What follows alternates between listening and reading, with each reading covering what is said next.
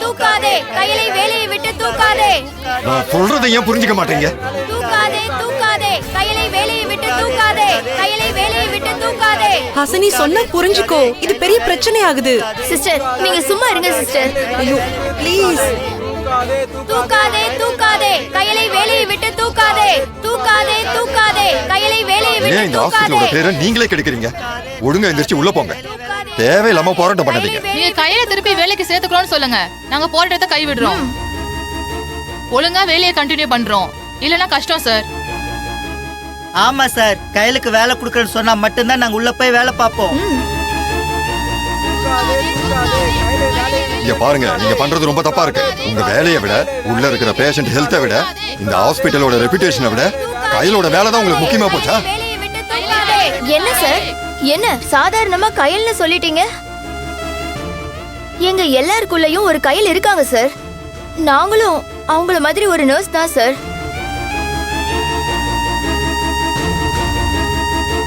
இன்னைக்கு அவங்களுக்கு நடந்த மாதிரி நாளைக்கு எங்களுக்கு நடந்தா யாராச்சும் வர மாட்டாங்களா? எங்களுக்காக சண்டை போட மாட்டாங்களா? நான் தப்பானவ இல்லைன்னு சொல்லிட மாட்டாங்களான்னு ஏங்குவோம்ல சார். அந்த ஏக்கம் அவங்களுக்கும் இருக்கும்ல சார்.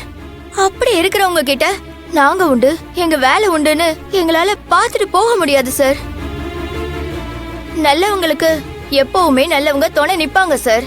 அதனால தயவு செஞ்சு இவங்கள வேலையில சேர்த்துக்கோங்க சார். நாங்க எங்க வேலையை கண்டினியூ பண்றோம். Ashini, you are crossing your limit. இந்த மாதிரி பிரச்சனைகளை தலையிட்டு தேவையில்லாம உன்னோட ஃபியூச்சர் நீயே ஸ்பாயில் பண்ணிக்காத. பரவாயில்ல சார், என்ன பெரிய ஃபியூச்சர்? என்னைக்காவது ஒரு நாள் சாகதானே போறோம். இப்படி ஒரு நல்லவங்களுக்காக சப்போர்ட் பண்ணி நிக்கிறோங்கிற திருப்தி எனக்கு கடைசி வரைக்கும் இருக்கும் சார். இந்த வேலை போனா இன்னொரு வேலை, அவ்வளவுதானே. உயிரா போகுது. ஐயோ ஹாசினி அப்படி பேசாத. என்ன உன் பேச்சுல ஓவர் திமிர் தெரியுது? இதெல்லாம் கொஞ்சம் கூட நல்லா இல்ல.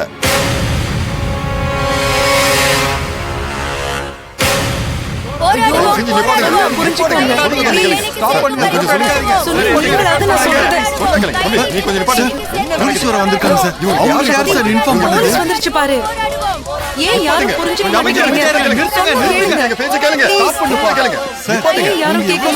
மாட்டேங்கிறாங்களே சார்? இங்க என்ன நடக்குது? ஏன் போராட்டம் பண்றீங்க? நீங்க போராட்டம் பண்றதுனால மீடியால நியூஸ் வந்துட்டு இருக்கு. உங்க போராட்டத்தினால உள்ள இருக்க பேஷண்ட்லாம் பாதிக்கப்படுறாங்க. எதுக்கு இங்க எல்லாரும் உட்கார்ந்து சத்தம் போட்டுட்டு இருக்கீங்க? மேடம் இதோ நிக்கிறாங்களே கயல், இவங்க பர்சனல் ப்ராப்ளத்துல மாட்டி, அது பர்சனலா இருக்கிற வரைக்கும் பிரச்சனை இல்ல, அது எப்படியோ சோஷியல் மீடியால பரவி ஊரு ஃபுல்லா அவங்க பேரு டேமேஜ் ஆயிருக்கு மேடம். அப்படி இருக்கும்போது இந்த பொண்ணு ஹாஸ்பிட்டல்ல இருந்தா ஹாஸ்பிட்டலுக்கு கெட்ட பேர் வரும்னு எங்க டீன் இவங்களை சஸ்பெண்ட் பண்ணிட்டாங்க. ஆனா இவங்க எல்லாரும் சேர்ந்து திரும்பவும் அந்த பொண்ணை வேலைக்கு சேர்க்க சொல்லி போராட்டம் பண்ணிக்கிட்டு இருக்காங்க. இதுக்கு இந்த பொண்ணோட ஃப்ரெண்டு சக்தியும் உடந்தையா இருக்காங்க. எல்லாரையும் எழுந்து வேலைக்கு போக சொல்லுங்க மேடம். ஏன் இப்படி பண்றீங்க? நீங்க இந்த மாதிரி ஸ்ட்ரைக் பண்ணா உள்ள இருக்க பேஷண்ட்க்குலாம் உடம்பு முடியாம போச்சுன்னா யார் பொறுப்பு? மத்த எந்த டிபார்ட்மெண்ட்ல போராட்டம் நடத்தினாலும் அது போராட்டம் பண்றவங்களுக்கும் அந்த நிறுவனத்துக்கும் தான் பாதிப்பு.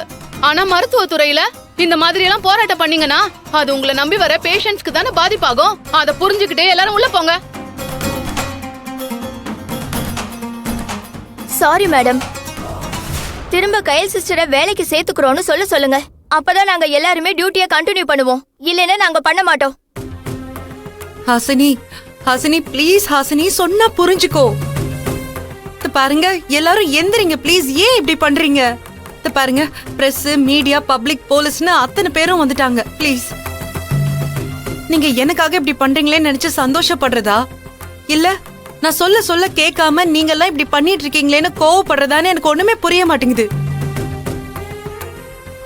ப்ளீஸ் எந்திரிங்க. முடியாது சிஸ்டர், நீங்க என்ன சொன்னாலும் உங்களை வேலைக்கு சேர்த்துக்கிற வரைக்கும் நாங்க யாருமே உள்ள போக மாட்டோம்.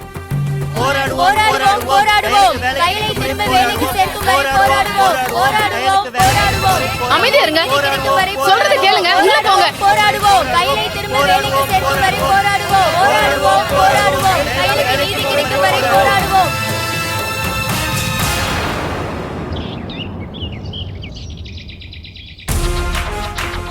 வேண்டாம் சக்தி, நீயாவது சொல்லு. Please. தூக்காதே தூக்காதே கையில வேலையை விட்டு தூக்காதே